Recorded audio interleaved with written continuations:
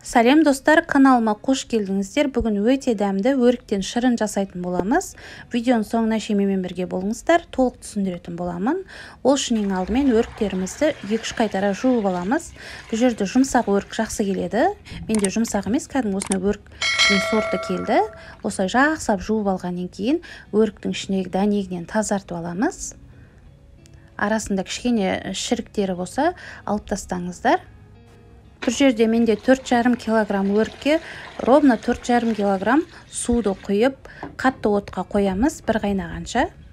Қақпағын жауып қойыңыздар. Өрік осылай қайнайды, 10 минут бойы қайнататын боламыз. Өрік кішкене жұмсару керек. Өріктеріміз жұмсарғаннан кейін блендерлейтін боламыз. Мясорубкамен де өткізуге болады. Осылай жақсылап блендерлеп аламыз.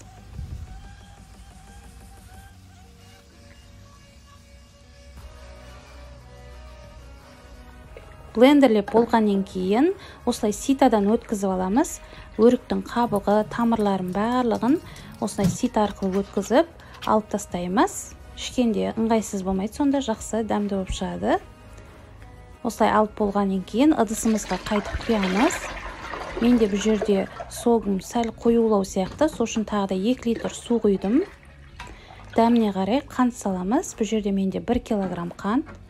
Тәттіні қаласаңыздар, көбірек салыңыздар. Сонымен қайнағанға қойып қоямыз.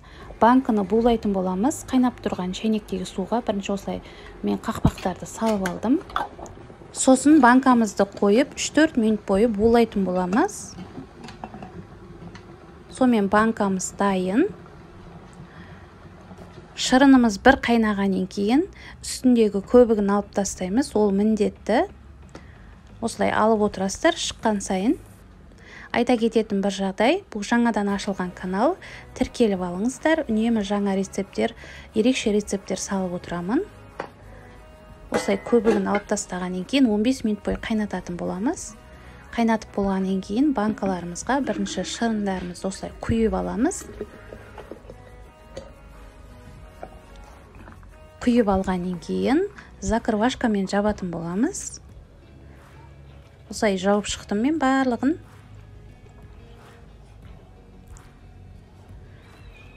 Закрывашкамен жауып болғаннан кейін міндетті түрде кішкене банкаларыңызды қисайтып аунатып көріңіздер.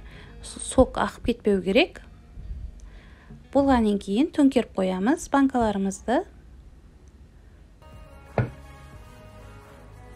Менде ақпады, жақсы жауыппын. Екінші банкіде менде қақпақпен бұралатын банканы қолдандым.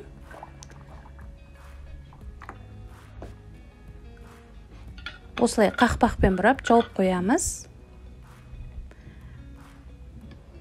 Барлығын жауып біткеннен кейін міндетті түрде осындай одеялмен жауып суытатын боламыз. Сонымен өте дәмді шырынымыз дайын болды. Ас болсын, каналыма тіркеліп кетуді ұмытпаңыздар.